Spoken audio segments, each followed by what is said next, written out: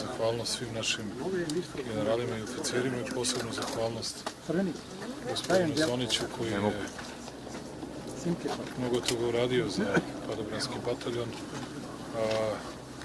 Rekao bih da je cela porodica Zonić mnogo uradila, njegov brat je junački poginuo braneći otadžbinu i on je nastavio tu svetlu porodičnu tradiciju, a ovde u smislu zalaganja i borbe za sopstvenu državu i oni ovde postižu odlične rezultate. Ono što je posao države to je da obezbedi bolje i više padobrana. Mi smo već izdvojili sredstva i pre nego što sam ja došao u dogovoru sa Ministarstvom odbrane i Generalštabom Vojske Srbije.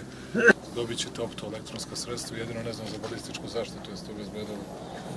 To je sad.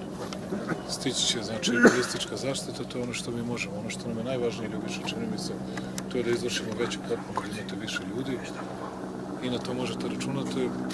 Mi smo se dogovorili, u stvari, na tom navodno najvišem nivou, kako to ide, da ojačavamo, kao što znate, naše specijalne jedinice, naše specijalne snage u svakom pogledu.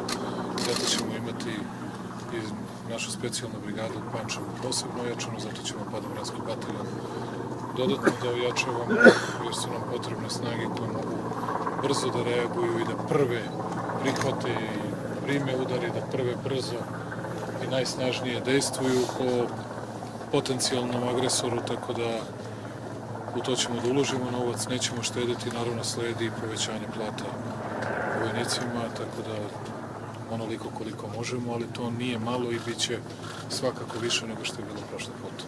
To je ono što mi možemo da uradimo. Vama hvala što čuvate i brinete ovim ljudima i što čuvate našu zemlju.